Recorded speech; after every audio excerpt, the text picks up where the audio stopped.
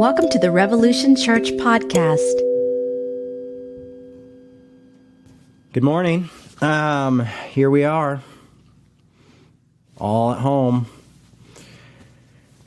and here I am over at Caleb's house, and we are doing service as usual. Obviously, that's why you're here.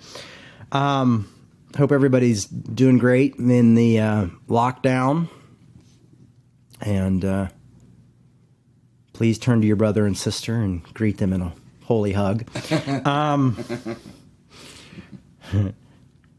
So we should make a holy hug emoji.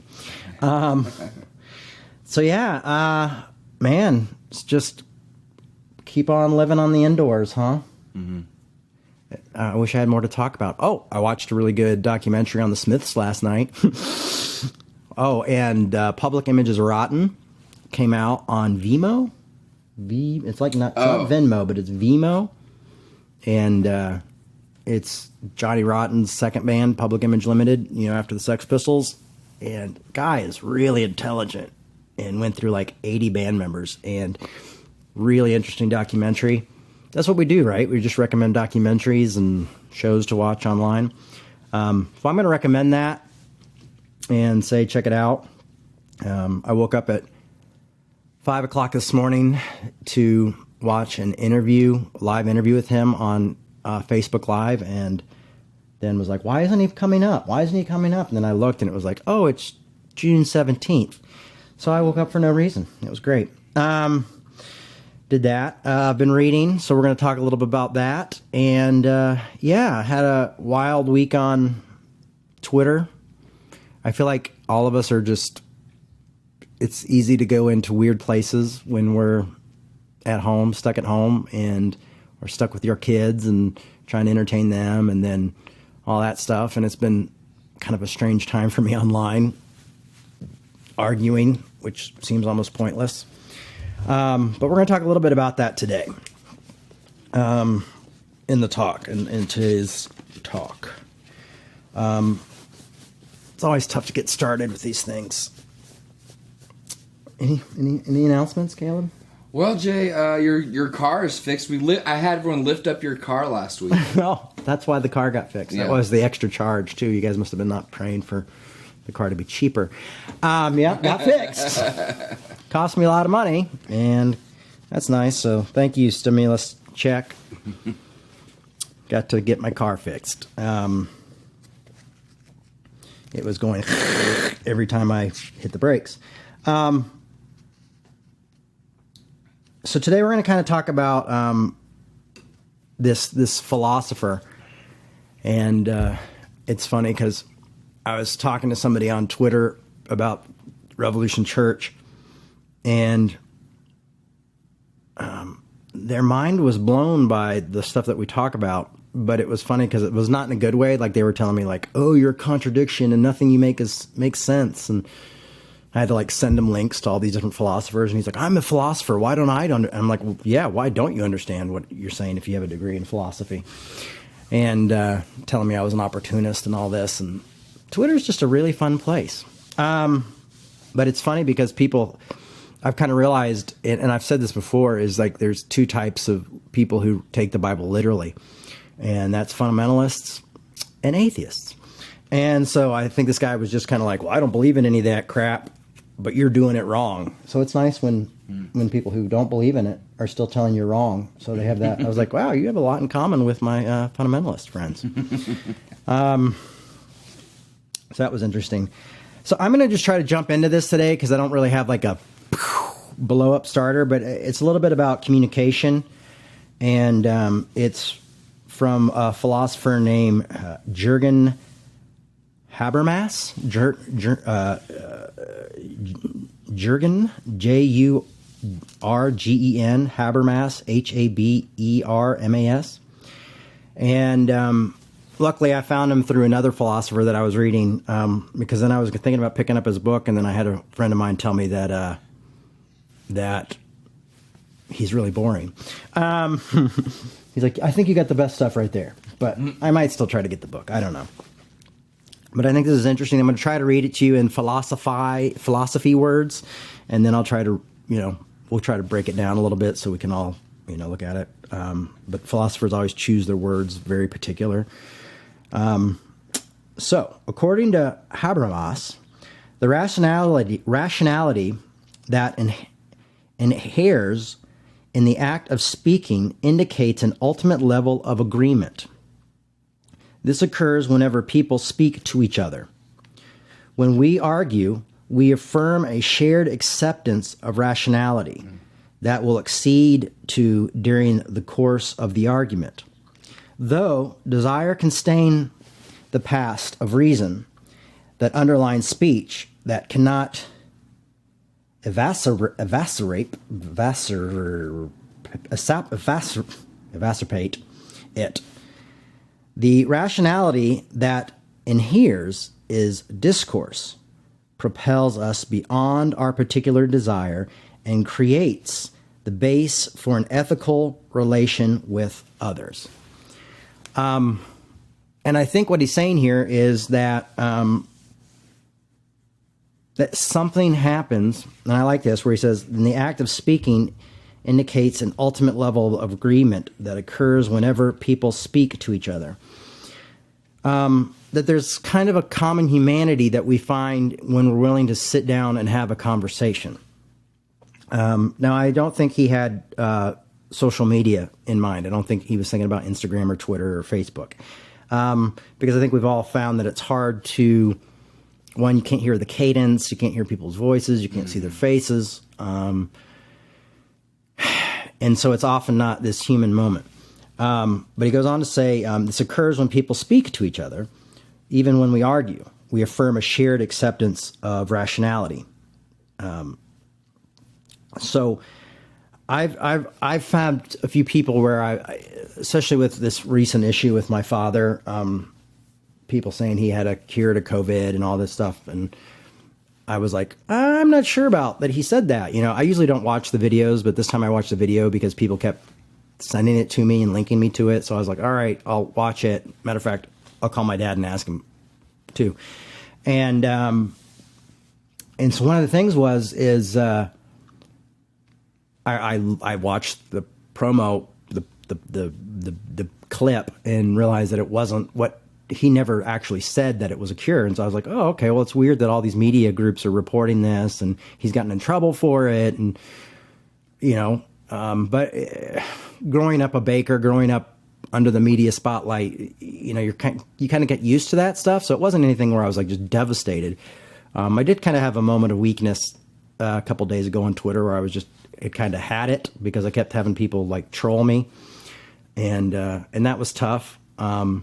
Also because I was watching a lot of my a lot of progressive brothers and sisters argue on Twitter about like a guest on a podcast or something, and they were all arguing and really going at each other really hard. And then I'm like getting like slammed by people being like, "Denounce your dad! Why don't you say this?" I'm going like, why are we worried about?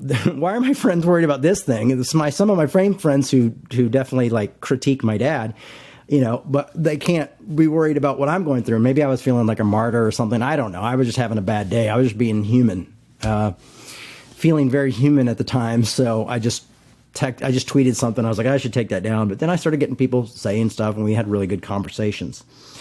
What was the point of that? Sometimes I go too far and then I forget my point. About disagreeing, or? Yeah, disagreeing, or just not being able, just shared humanity and seeing each other shared humanity, and it's hard to see that. Oh, this is the point. I went a little far in my point. Anyway, so some of these folks who did stuff about this dad, I found one group that was run by a pastor, and so instead of getting mad about it and sending off a mean tweet, I just did research and contacted the guy and said, here's my phone number. I'd love to talk to you about it. And not much changed. I think they changed a little bit of their copy for what they were saying about my dad, because they're trying to get him taken off the air. But we had a good conversation, and we recognized each other's humanity, and that was pretty cool.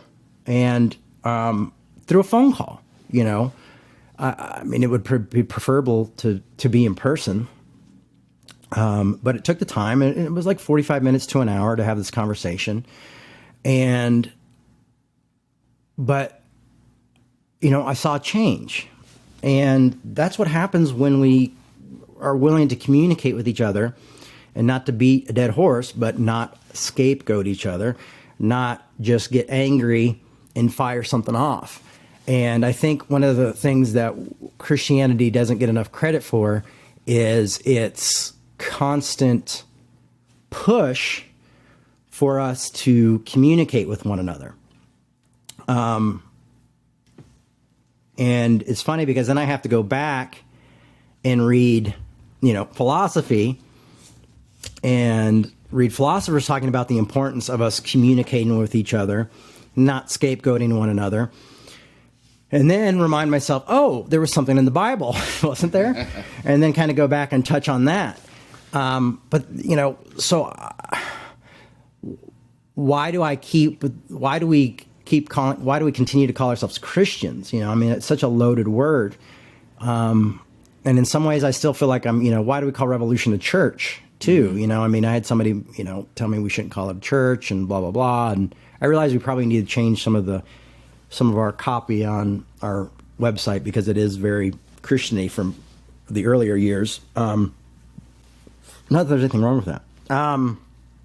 But the fact is that we continue to move, we continue to evolve, we continue to think critically. But this idea that we need to communicate with one another and go to one another when we have issues and not fire off some angry thing. And I think with it's harder with public figures because it's not like a public figure is going to necessarily get back to you. But I think there might be ways to try to reach out to people and say, hey, can we talk? Can we DM? Can we have a phone call? It takes a little bit more time. Sometimes it takes research. Sometimes you don't get an answer back, and that's a bummer.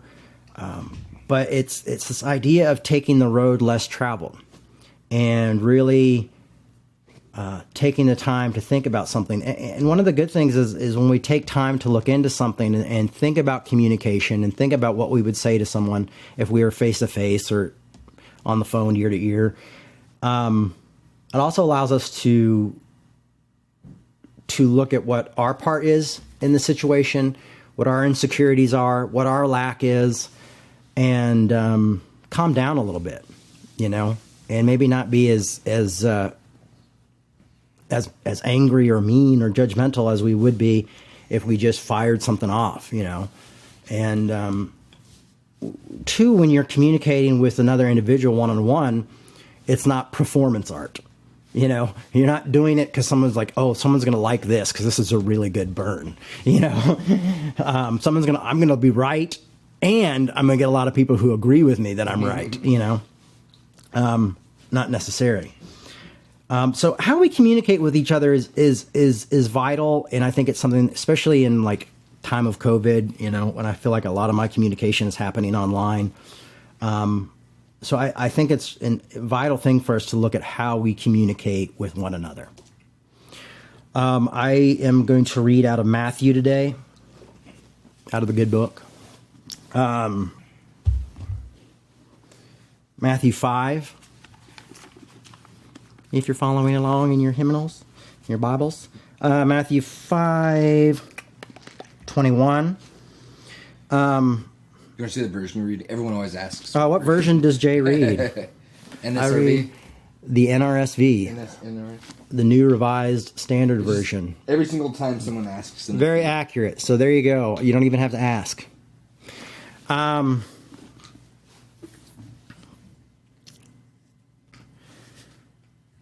I think communication is super important. It's funny that I was talking to somebody about being a communicator on Twitter. Maybe I need to take a Twitter break. And they were like, you're not a communicator, you're a preacher. And I was like, oh, okay, great. And you're trying to win everybody to Jesus. I'm like, I'm actually not, but interesting enough. But I'm going to try to communicate, and we're going to talk about Jesus. Matter of fact, we're going to quote Jesus, or we're going to quote someone quoting Jesus. You have heard that it was said to those of ancient times, you shall not murder, and whoever murders shall be liable to judgment. But I say to you that if you are angry with a brother or sister, you will be liable to judgment. And if you insult a brother or sister, you will be liable to the council. And if you say, you fool, you will be liable to, I love it, it says, to the hell. To the hell. To the hell. Scary. The hell of fire. So when you are offering your gift at the altar, when you're making your sacrifice, if you remember that your brother or sister has something against you, leave your gift there before the altar and go. First be reconciled to your brother or sister, and then come and offer your gift. So obviously this is saying reconciliation is more important than your sacrifices. You know, and this is supposed to be a sacrifice to God. Like, I'm giving this to God, you know, and this, I don't want your sacrifices. You know, I don't want you to do what you think you're supposed to do here or there. What I want you to do is, when you have an argument, when you have a disconnection with another person, I want you to go and meet with that person. I want you to settle the issue. Now, we all know that that's not always going to happen. There's times that it does, you know, and sometimes I spend, you know, way too much time trying to have conversations with what some people would call trolls, and you're like, don't feed the trolls, you know. But I had one really tough conversation where the guy was saying nothing nice about my father and not much nicer stuff about me. I think he actually compared my dad to Hitler at one point. Just side note, when you compare somebody to Hitler, you're often losing the argument. I mean, unless they're really like that, and it's really hard. He was really, really a bad person. There's actually a term for it, and I can't remember what it is. But this idea of so I had this communication, and finally we got to the point where I just was like, listen, man, you know, you came to me, I'm talking to you, you've been mean to me this whole time, you know, and I'm just trying to share with you my own experience. You know, I can't give you anything else. I can't obviously tell you what you want to hear, but I'm trying to have this conversation. And when we came to that realization that we were both in this mutual conversation, the whole vibe shifted. When it was like, he was like, oh, that's right. You know, me and you were talking, even though it's online. And I was like, and he's like, well, maybe I'm sorry, blah, blah. And I'm like, yeah, but I said, it's good to have tough conversations. It's good to try to work these things out. And so that was great. Now, I had two more that did not work out at all. One I had to block on Instagram. We had a guy just come in and just saying all sorts of horrible stuff. And it wasn't anything I had put up about my dad. He just found a picture of my mom and then started talking about my parents. And a lot of you really, really tried hard to talk to this guy and love on this guy. And I was really proud to see, like, how a lot of you folks were just like, you know, hey, man, you've got pain, you've got hurt. Maybe they did something to you. Maybe you were a part of that. What's going on, you know? And seeing people really trying to do empathy, but he just kept kind of just coming after people and insulting them. And eventually I just had to say, sometimes grace is blocking. Sometimes grace is, you know, we talk about grace from afar because Sean really helped me with that a little bit. And sometimes you got to, giving grace is giving space, you know, and allowing people to just be there and love from a distance. So kind of, and it's grace for yourself, you know, because you just don't want to drive yourself crazy. So I had a boundary there. But here Jesus is saying, you know, I want you to communicate with each other. I want you to try to make these issues right when someone's hurt you or you hurt someone else. You know, it's more important than all your sacrifices. It's more important than all your good works. You know, communication is key. And I think we've forgotten about that. It's like, even when I watch like news stories and stuff, like the clickbait and stuff, and I go on and I'm like, oh my gosh, I can't believe this happened, and then I get online and I'll do a little research. And I just recently had somebody actually tell me, like, hey, have you ever tried just researching some of these things that get you so mad, and look at all the different facts and things? And you go like, okay, yeah, I'll take a look. And you look and you go, oh, this isn't being talked about, or this isn't being mentioned. And, you realize that there's a lot of different nuances, a lot of different, I don't even know if nuances was the right word, but a lot of different facts, a lot of different things that you might not understand. And so rather than just clicking like retweet, burn it down, you go like, oh, okay, there's issues I don't understand here. And when we communicate with one another, we'll often realize that maybe there's pain here I don't understand, or there's hurt I don't understand. Most of us here have been hurt by religion one way or the other, and are doing our best not to come out as angry as we were before, But a lot of people are going just through life, and it's tough. And sometimes the only way they can release that is through, online now, which is a weird thing to talk about. But so Jesus is very clear. Go to one another if you're angry with one another. Try to work this conversation out. Try to talk to one another. Try to make peace. Now we're going to go a little bit further, because he goes even further in this. He says, come to terms quickly with your accuser while you are on the way to court with him, or your accuser may hand you over to the judge, and the judge to the guard, and you will be thrown into prison. Truly, I tell you, you will never get out until you have paid the last penny. Obviously, this is dealing with a particular subject, but, it's even saying, like, before you go to court, before you take this person to court, before you have them take you to court, try to sit down and have a communication. Try to sit down and talk to one another. This seems like such a simple thing to do, but it's tough. We all kind of have our own tribes, and we can argue with each other within our own tribes, but then we see people outside of our own tribe, and then it's easy for us to demean them. It's easy for us to judge them and throw stones at them, and be snarky and do all these things. But it takes a lot of dying to yourself, which the Bible talks about. It takes a lot of patience, which the Bible talks a lot about, kindness, and peace, to calm down and go to the person that's offended you, to talk to the person that's hurt you. So I'm going to just go ahead and say that I don't think that arguing on Twitter is that fruitful, but you're definitely welcome to call me out if you see me doing it. Because sometimes we all just jump on one another, and we just get defensive, and we do all this, and we don't see each other. We don't feel each other. We lose a shared humanity there. And, it's no wonder to me that people don't want to be Christians or want anything to do with Christianity. I struggle with wanting to be a part of Christianity. I struggle with wanting to call myself a Christian a lot. And when I see that this constant discord, this sowing discord amongst each other, just happens across the board.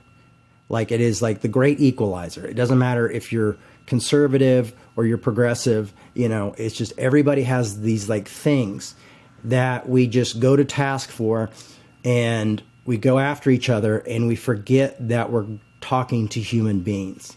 The issue becomes this really huge thing, and we forget the humanity of all the other peoples involved.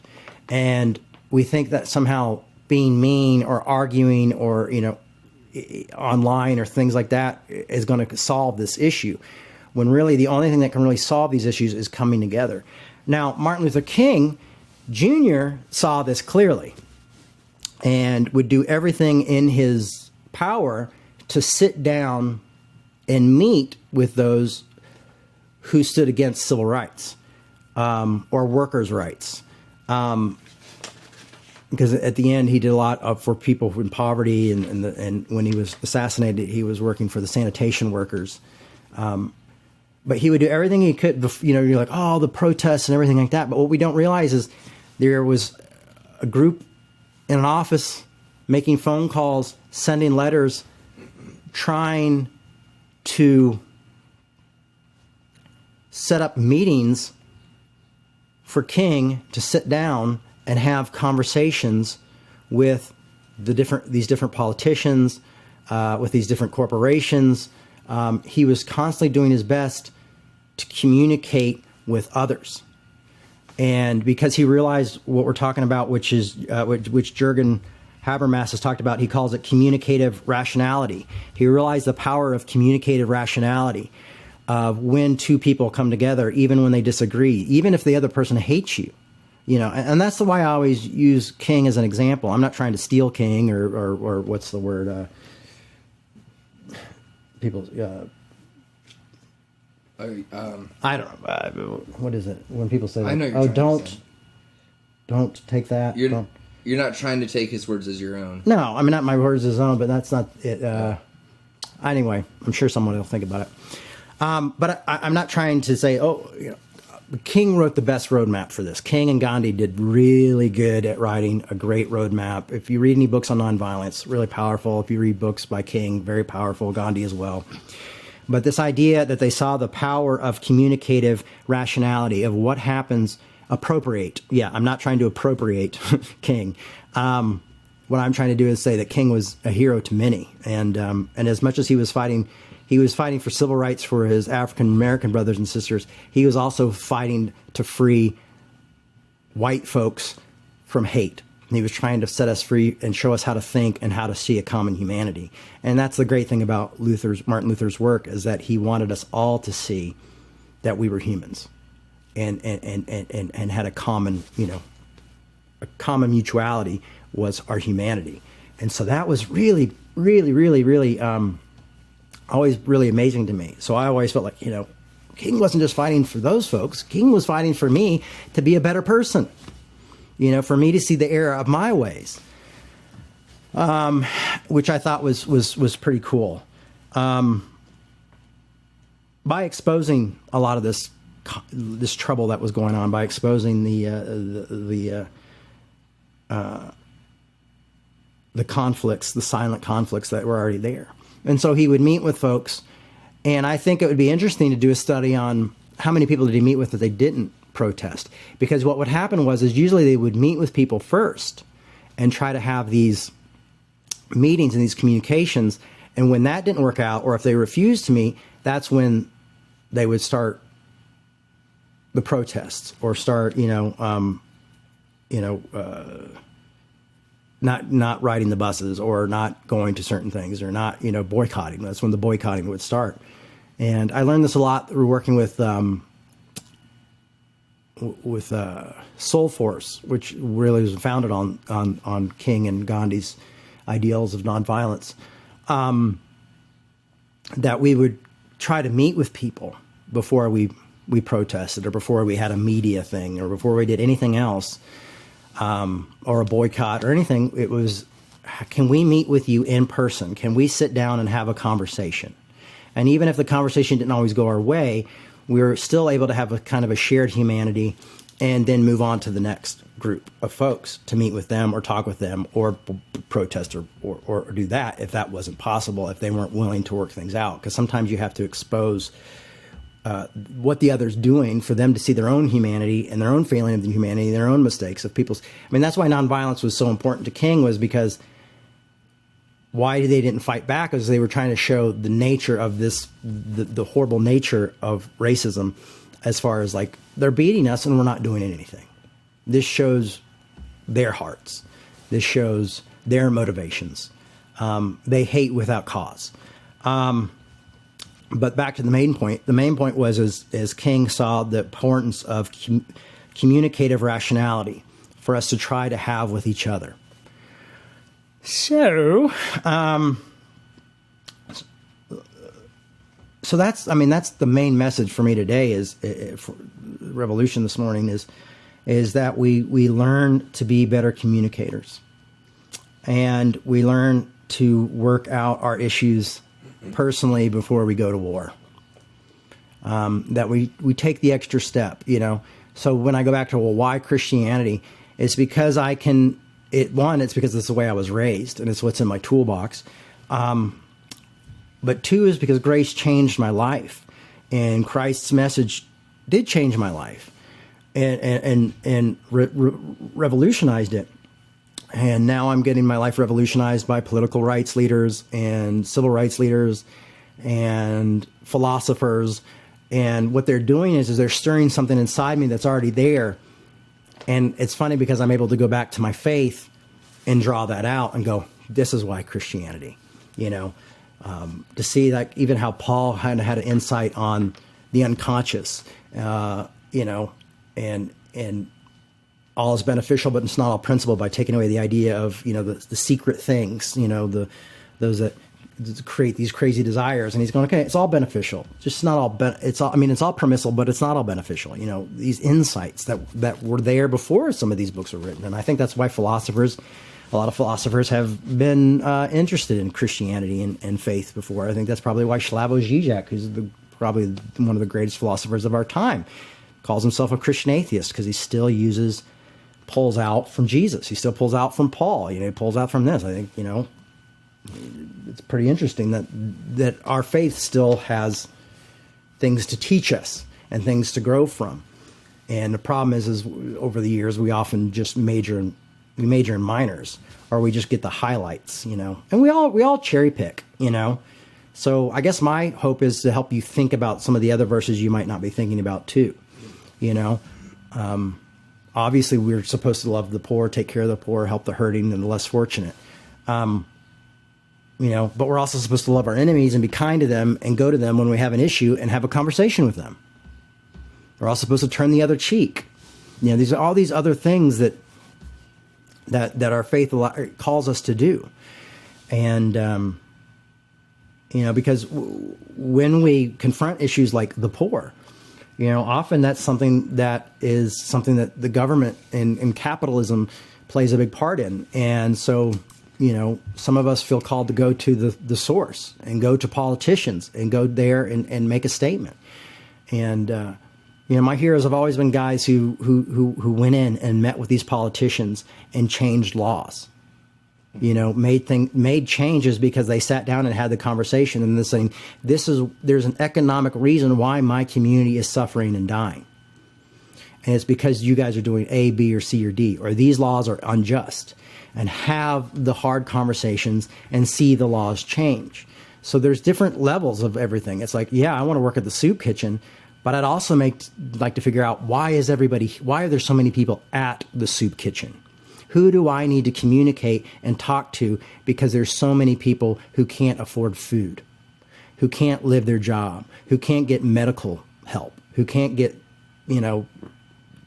insurance to live, How do I make these changes as well? So how do we attack it on all the levels? And a lot of that comes through communicative rationality. So that's kind of been blowing my mind lately, is just this continuous need to have the tough conversations. And I know I've pushed this all the time, and I've pushed it and used probably 5 or 6 different philosophers. I know I've used MLK Jr. a million times on how we communicate better. But I keep thinking, I was thinking about legacy the other day, and people say, what do you want your legacy to be? And this one guy telling me that I'm a preacher and that I want everybody to become Christians. And the idea, I just want people to think. I just want us to think. I don't want us to be lazy thinkers. I want us to think well. I want us to think through the complicated ideas and how we can resolve those ideas by thinking well, by not scapegoating, by not jumping to conclusions, and by not necessarily jumping on what even our tribe might think is right and correct right away. Continue to question ourselves and go, okay, wait a second, I need to look into this before I jump on the bandwagon. This might not be, I've got to make sure we have all the facts, not just like, I'm going to trust you. Because honestly, that's been an issue with the church all the time, is that people don't read their Bibles. They go to church on Sunday and they go, well, the pastor said it, so, it must be from God. And it's like, oh, no, your pastor is just really bad at theology, Amen. So study theology. I used to ask Pete, I really like pyrotheology, and I feel like it's part of my theology now. But I was like, oh, dude, could you just write a beginner's guide to pyrotheology? Because I'd really like to get into it, but I don't want to read all your complicated crap, you know? And so I started reading all these books anyway, because he wasn't doing this intro to pyrotheology. And then one day I was like, well, you know, why don't you do this book? I'm like, I've gotten some insight on it. It's really great stuff. And he's like, well, do you know why you have insight on it? And I was like, because you're my friend? He goes, no. He's like, because you've done the hard work. Because you've read these books, you've read these authors that are very difficult to understand, but you needed to read them. You needed to go through the process to understand where it's at. He's like, so that's why you understand it. And he's like, you know, there's no easy way. You know, he's like, I can give you some concepts, but there's no easy pill to swallow. You have to go through understanding things. And that's the frustrating thing when you sit down with somebody sometimes, is that you want to explain everything to them, because you're not going to be like, well, here's a book. You need to read this book. Oh, and read this book. And, you know, I'm just going to send you a text, some Facebook, you know, about 5 books you need to read, and then we can have a conversation. I mean, that's tough. And I've learned to strip things down and try to take them down to their basic level. But still doing the hard work is important. And that's how we grow. And going in with the idea of like, I want to understand this. I'm willing to be wrong. And I'll tell you what, sometimes you're going to find from studying and from research, you might not always like what you find. You know, you might not always get the answer you want. You might not always get the popular answer that you want. And that is a really tough thing. You may have compassion for somebody you don't want to have compassion for. I'll use my own life as an example because that's how I live. When I was a teenager, Jerry Falwell wanted to meet with my father. And I didn't want him to meet with my dad. My dad was in prison, and I was like, man, Jerry Falwell's going to come in and try to put the final, you know, the final shoe. Like he's going to shank my dad or something. I'm like, I don't want that guy meeting with my dad. And then my dad's like, all right, I won't meet with him, which his lawyer was really mad about for some reason. He's like, but my dad was like, why you don't, if you meet with him and then you decide that we can meet, then we'll meet. So I'm flying to some crazy church that he's speaking at to sit down and speak with Jerry Falwell. Now, did everything I hear from Jerry Falwell convince me that he was going to be a safe person to meet with my dad, especially when he's in prison? No. But I did see what Habermas is talking about here in the commutative rationality. And here I was 16, and I saw the commutative rationality of the fact that I did recognize humanity there. I saw humanity there. I almost felt like Darth Vader, you know what I mean? Where he was like, you know, there's still good in him. You know, you could just see this little glimpse of just like something there. Also, what I got out of it was the importance of me forgiving and letting go and not carrying this anger with me. And so I experienced something amazing, and I was like, of course I'm going to let him meet with my dad, because I don't want my dad to miss out on what I met, what I saw, where we saw this common humanity, and where maybe I didn't hear what I wanted, but I got to say what I wanted, and I got to let this anger, I mean, it's come back and forth, but at that time I was able to release something that had been holding me down and burning inside me, and this crazy anger that you can have at somebody when they become a caricature, yes, rather than a human being. And what I saw was an old giant Baptist preacher who just, you know, didn't know how to be wrong, you know, and I just saw a frail human being, you know, and but he met with me. We had a conversation. So, I mean, a lot can happen. I mean, if that happened to me at 16 before I even knew what commutative rationality was, or before I really even knew I was supposed to talk to my enemy, think about when we have these things too, when we have these conversations. So I use that to say, like, you're going to have hard conversations and they're not always going to go the way you want. You're going to see things and study things and find out that maybe the truth that you wanted to be there is not always there. But we learn that through taking the time, doing the hard work. You know, going the extra mile,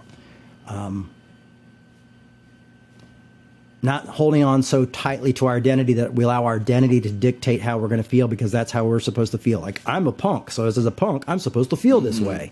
You know, it's like, oh, this isn't very punk rock to think like this. Mm-hmm. And that's what I loved about the Johnny Lydon, which is also Johnny Rotten documentary, is that I saw him speaking to people and and he's like, oh, yeah, this isn't punk rock. I don't think this is this, because he was just like, because I can't think that way because I've lived too much life. I don't care what people think if it's punk or not punk. This is what I've learned from life. So I make these decisions. I'm not dedicated to one group. I'm not trying to toe any line. I'm just trying to be the most honest. And that guy's super honest, uncomfortably honest. But he's just like, I'm just trying to be the most honest human being I can be because I don't want to be lied to. So I'm not going to lie to anybody else. Right? So we'll end on Matthew 5. We're going to jump back a little bit to Matthew 5:9 to the Beatitudes. And I think this is really interesting. Matthew 5:9 said, "Blessed are the peacemakers, for they will be called children of God." Which would be another word for Christians, right? Blessed are the peacemakers, for they will be called children of God. Christ was seen as the Son of God, the child of God.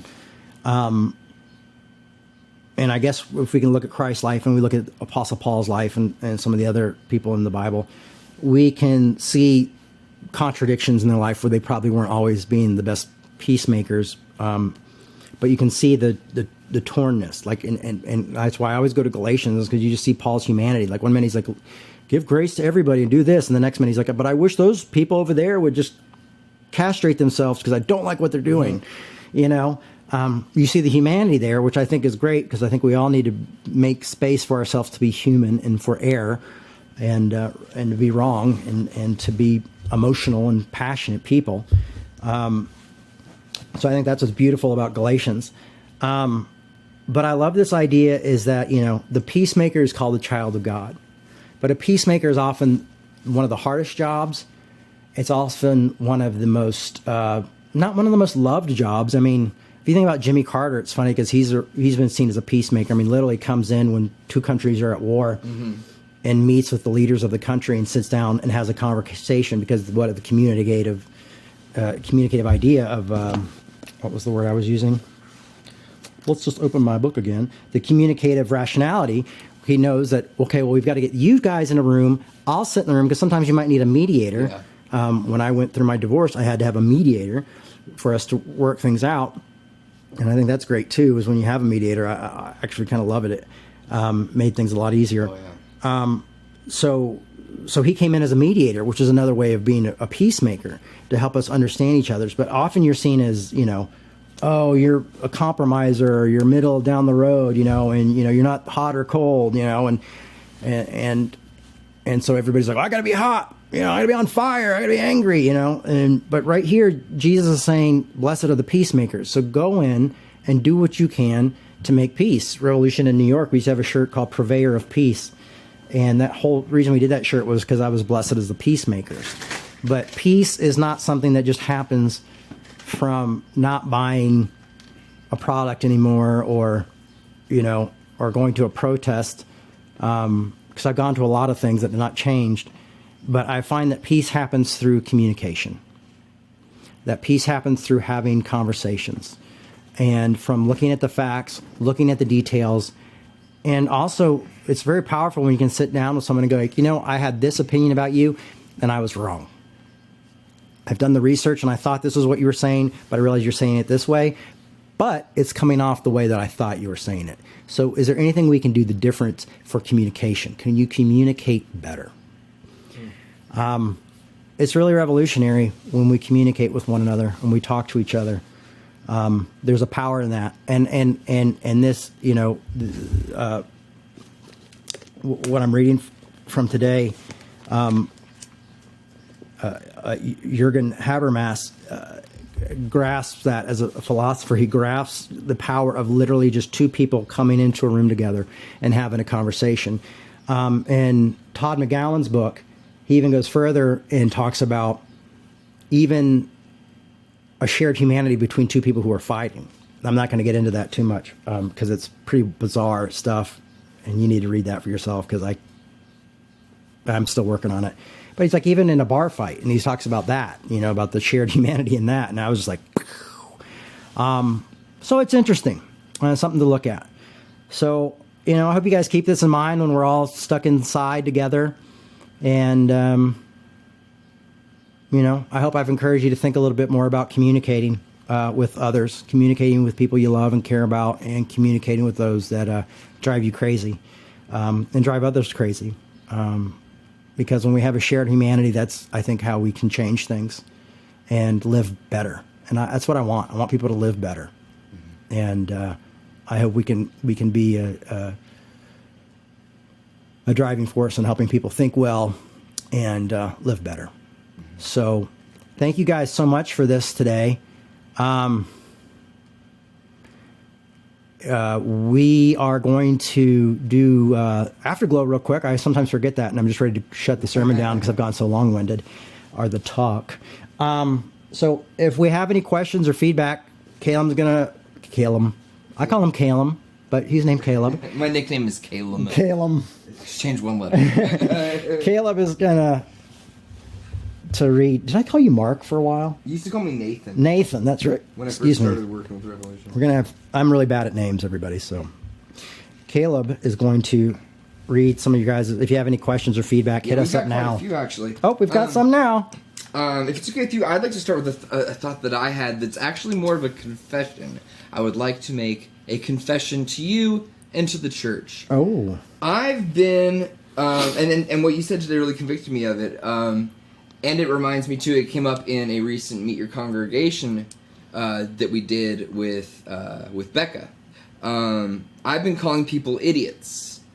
People who are maybe either fundamentalists, but mainly, my main point is people who are in positions that I myself used to be in. People whose logic works, I can relate to because I used to have that same logic. But then I get so proud of myself, and I feel like, oh, well, I'm so much better than that now. And then I get off on calling people, idiots for not wearing masks or for being Trump supporters and things like that. And I feel convicted over that, to use church language, and I want to confess to that. That's something that I really need to work on. And I think a lot of that is kind of self-projection, because I used to be where they were, and I feel like, well, if I could figure it out and I'm smart enough, then they should be able to as well. And so that's something that I really need to work on.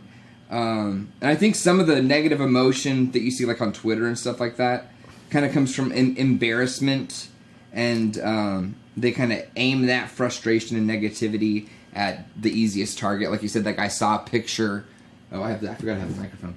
Like I saw a picture of your mom, and that just triggered all this negativity and stuff like that. And so it's really easy to other and to scapegoat and to hate someone once you've been able to strip away their humanity. You say, oh, they're just X or Y. Right. They're just a conservative. They're just a liberal. They're just an atheist. They're just a Christian. Once you've stripped away their humanity, it's a whole lot easier to characterize them as a caricature and not as a human. And so anyway, that's something I need to work on a lot, and that what you said convicted me of that. But we had a lot of really great comments today too. Starting out, a lot of well wishes to your father. Oh, thank you, everybody. A lot of very genuine well wishes to your dad. I will definitely pass those on. He's been through it. Yeah. Rachel, good old Rachel, our physical and online congregation member, says, thanks for this reading from Matthew. I like the advice of settling matters quickly before you go to court. I know for myself, if I let hurts go and don't address them right away, they quickly become solidified and toxic, and I don't even know where they came from anymore. Also, it may not even be about settling the matter, but the attempt or intention of settling the matter. Yeah. Yeah. Jennifer Miller says, you've been such an incredible leader during this time. Your openness and honesty are very inspiring and realistic. I like that point. Yeah. Inspiring and realistic. Thanks. I try to stay as realistic as I can. Yeah. I wrote down a few others here. Oh, yeah, David had one down here I wanted to read. David Linville says, communication is key. Hate and enemies. Why? Cause... I'm not sure. Maybe there's a typo here. Hate and enemies. Why? Cause they don't agree with us. Basic respect. Thank you for all you do, Revolution. Unconditional love. Love you, brothers and sisters. Zoe says, let's be more concerned about emptying the soup kitchens, housing the houseless, and getting children out of cages before whatever small slight we just experienced on social media. Yeah. That's good.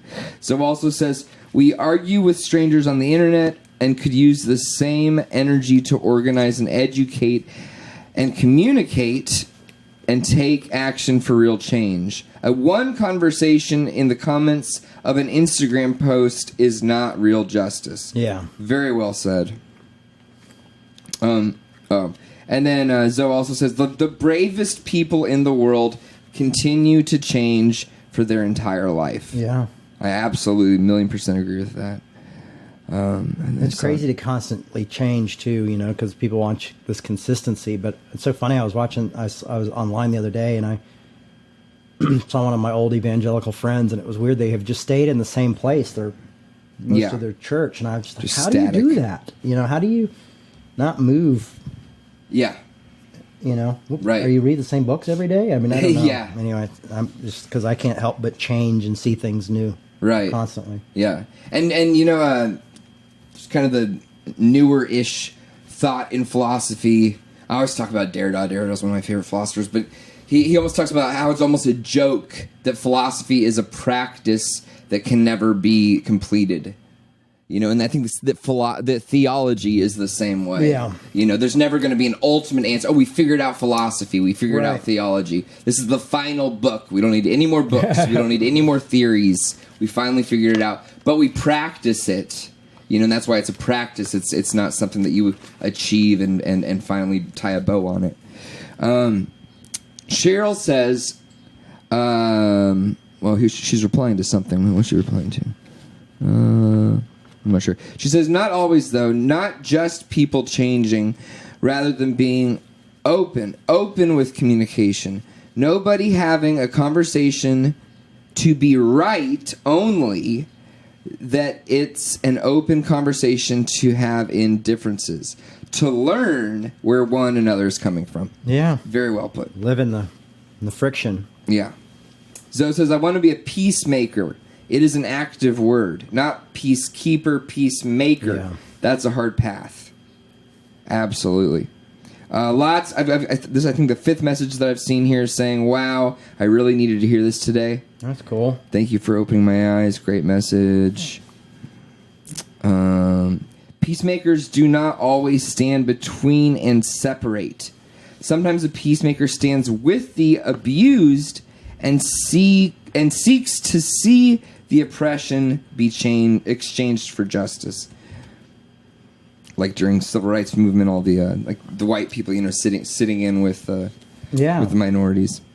Well, we all definitely play a different part, you know, and that's important to remember too. Is that we all can't be the one who goes to meet with the group. Sometimes we're the ones who are the ones who are the caretakers. You know, because often we care for each other and help each other going through hard times. Oh yeah. Got to the end? Yep, that is the end. Just more people, well wishes and talking about how awesome you are. You're the best, and the artwork behind you is amazing. And I don't know. Yeah, the artwork behind me. Caleb has got a lot of time in the COVID world. Thank you, everybody. Thank you for your time here today, and yeah. Be good with each other, stay safe, and, you know, be careful out there. And the world's a different place right now. And hopefully we can all keep some of the changes we like and then get back to the things we love as well. Love you guys. Thanks a lot for listening. Keep commenting here. See you next week. We'd like to remind you that our ministry is supported 100% by listeners like you. To make your 100% tax-deductible donation today, please visit revolutionchurch.com/donate. You can also learn more by clicking the donate section on the website. If you like that, you might enjoy the Loosen the Bible Belt podcast with Jay Bakker and me, Kristen Becker. So my mind was just being blown, and then we invaded Afghanistan, and what really affected me was I saw the statistics of our military people who were, losing their lives over there, and, every one I thought of the parents, what they were going through. I was very fresh for me. I knew what they were feeling. So I'm just getting very absorbed with the whole 9/11 thing, and then the rhetoric started coming out about Islamophobic rhetoric about how horrible Muslims were, that, they're all terrorists, et cetera, et cetera. I just wasn't buying it. So that's when I started thinking about it. And the weird thing was that 10 years later, the anti-Muslim sentiment and even hate crimes are higher than they were right after 9/11. And so that's when I decided it was time to speak up for my friends. And I wasn't a Christian anymore, really. I mean, it was a long process moving out of it. I guess that really depends on how people define Christian, right? Because it sounds to me like you were becoming more of a Christian. Well, true. In the truest sense. That was a post-Christian podcast.